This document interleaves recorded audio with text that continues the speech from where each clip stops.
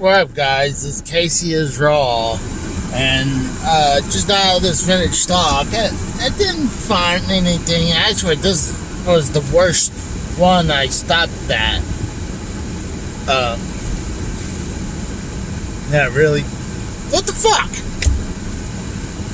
Dumb fuck.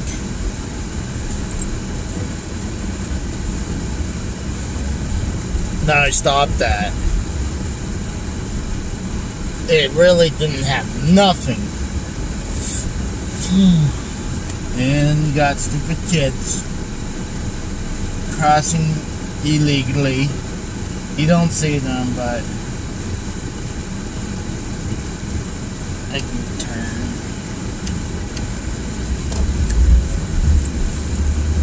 Ooh.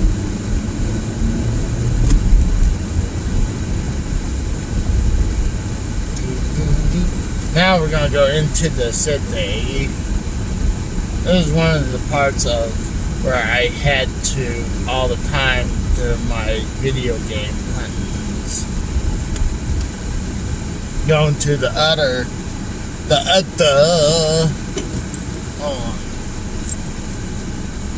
vintage stock. That's quite a bit down the road. So I can talk about what's down here. Actually, what's funny, coming up right here is where I got pulled over. Oh gosh, dude, 13 years ago from my apartments. Because I didn't realize that was a economy, and they only had one blinking light. I've told this story before. So I was leaving from my apartment, heading to Sears, where I used to work at, and I was heading to work, and right there in that section I talked about, and suddenly all these cars were way behind me. I'm like, what the fuck happened? I knew it was like, oh, there's a cop, isn't there? Next thing I knew, the motorcycle cop pulls around and pulls me over. I was doing a 45 in a school zone. Thing is, during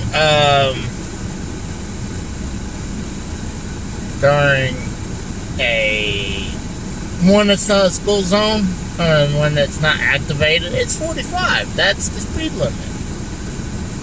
So I had no idea that was an actual school zone, because all they had was one blinking light on each side of the road. One. Not like a lot of them where they have two blinking lights and hey, you gotta go you gotta go 15.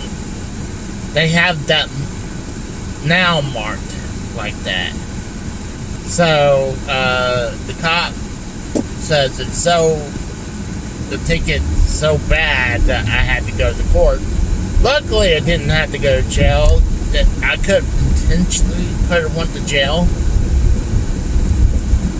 And I believe there's a couple people who went to court that same day who got pulled over for that same reason. Because it sounds exactly what happened to me. So I pled no contest because I felt like it was BS what happened.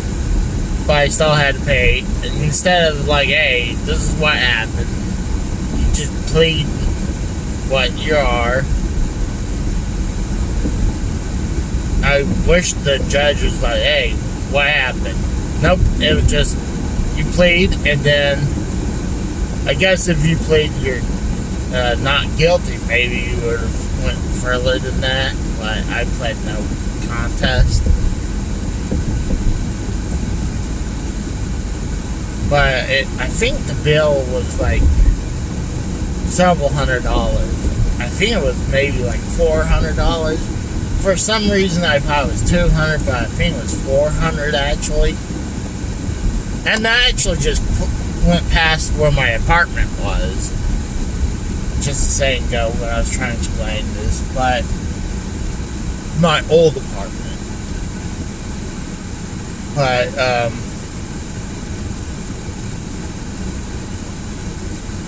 yeah, so my mom went to my old apartment, picked me up.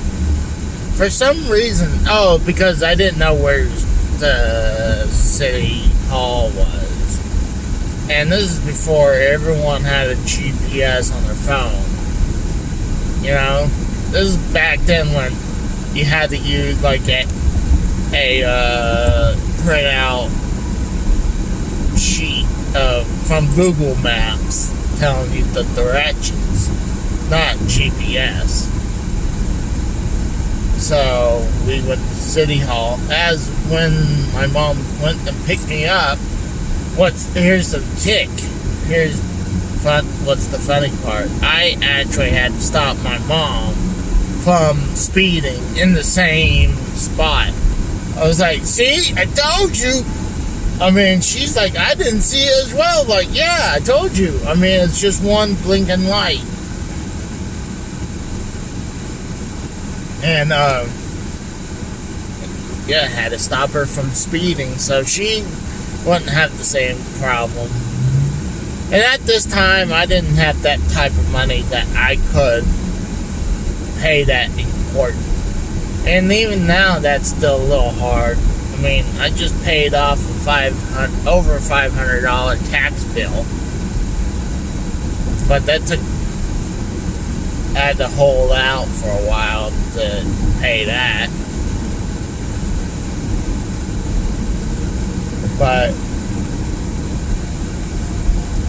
my mom always helped me out, bailed me out when I needed to, so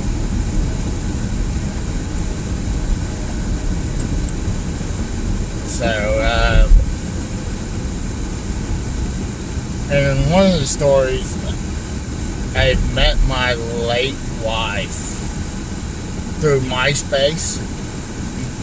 You follow this road all the way up. She said to the point where you're entering at the very end. And I was entering a neighborhood. I was like, okay, something's wrong, because this road took me all the way into a neighborhood eventually. And eventually, one of us called each other, met at like some kind of gate, and then she took me to her apartment that her company supplied her.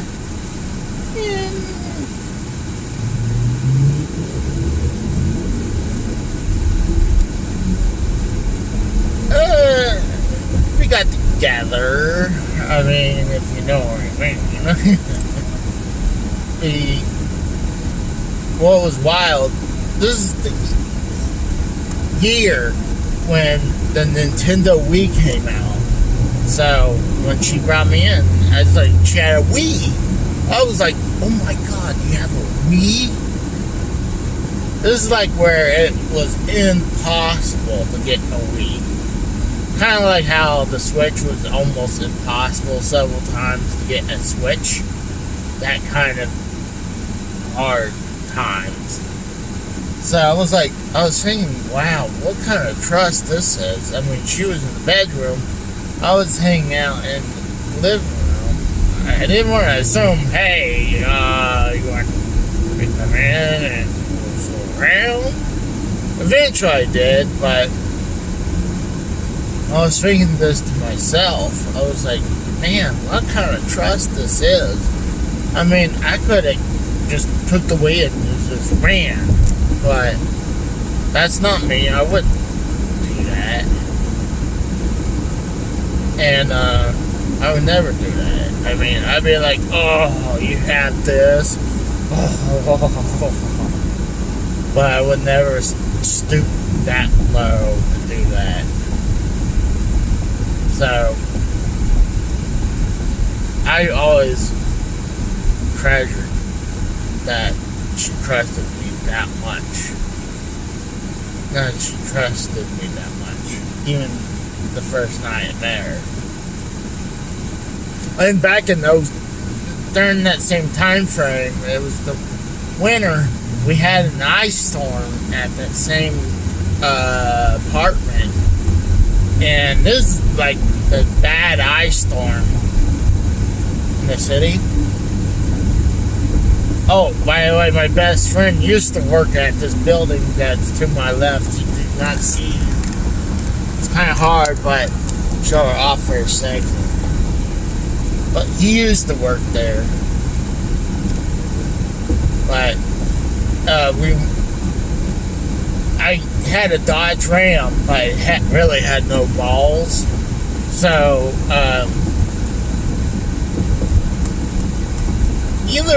I believe out she got in. She was from New York, Pennsylvania. She was born from Brooklyn, but she lived in Pennsylvania most of her life. So she knew how to deal with snow and ice better than I did. So I had to push my truck out as she gunning the truck, just so I can leave the apartment. But one of the things, when we first got together, laying down, and she said she was freaked out when I said this, but I was like, I wasn't staring at her, I was just gazing at her body. I was like, damn, she's a beautiful woman. And I was kind of falling in love right there. Like, I was like, I don't know. Just looked at her body art she had, and then the whole thing about that trust. And one of the things she told me at the time, she was like, oh, don't get attached. So I believe I asked, hey, you want to be boys and girlfriend, but I don't think she ever truly felt that way at that time frame. I think she just think we're butt buddies. Because she's like, well, I'm gonna be traveling, so don't get attached, kind of thing. I was like, okay, I understand. So, and she was planning to leave just before my birthday. And it was like my birthday, it was like she was still here. And then I got into another relationship. Actually, I think I was in a couple other relationships. No, I think I went from her to this other chick. And then that relationship ended after a few months. And she was still here, so it's like, hey, you want to hang out? We got together again for a little bit before she finally moved. And a year or so later, I was in several other relationships. And after the last one for that, I was like, ugh. I just said hi. I just still told her I still have feelings for her, and she was like, wow, I can't believe you said that, because she was thinking about me too. So, but the problem was, at the time I was dating this one other chick that was at this apartment.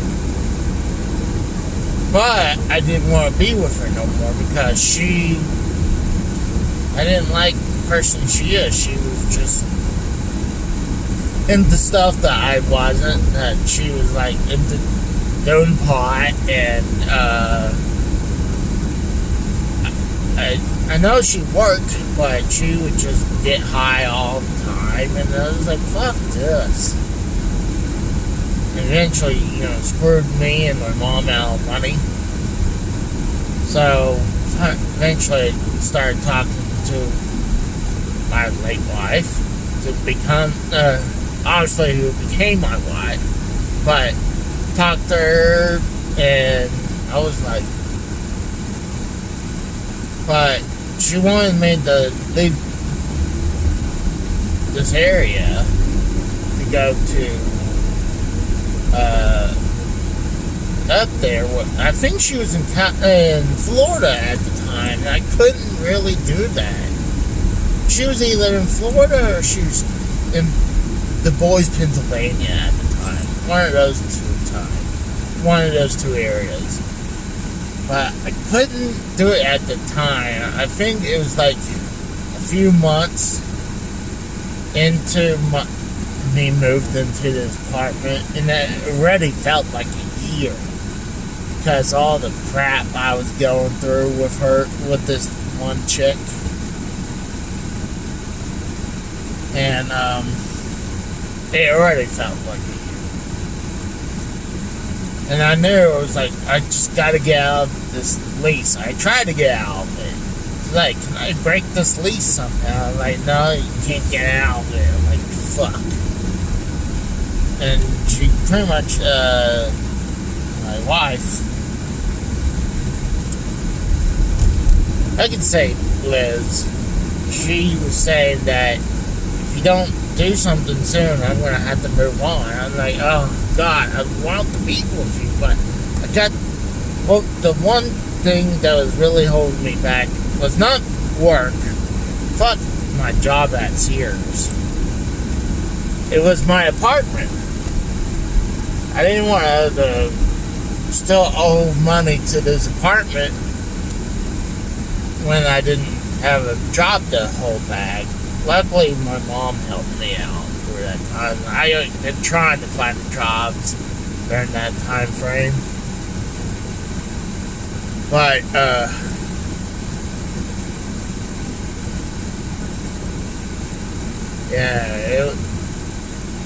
then I eventually just popped on it because I was done with this chick. I wanted to be with Liz.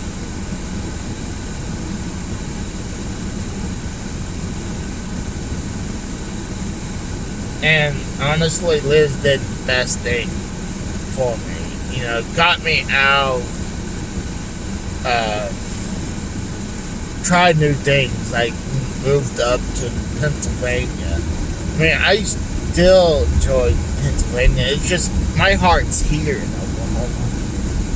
I'm an Okie. I was going to say an Okie from Muskogee, but no, not from Muskogee.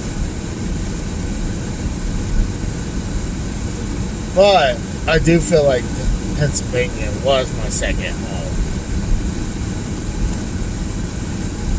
I could go back to Pennsylvania and remember all the times I had up there.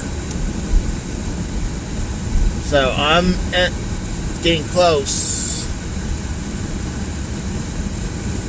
to Vintage Stock. Actually, it's just to the left right there. So I'm going to stop it here.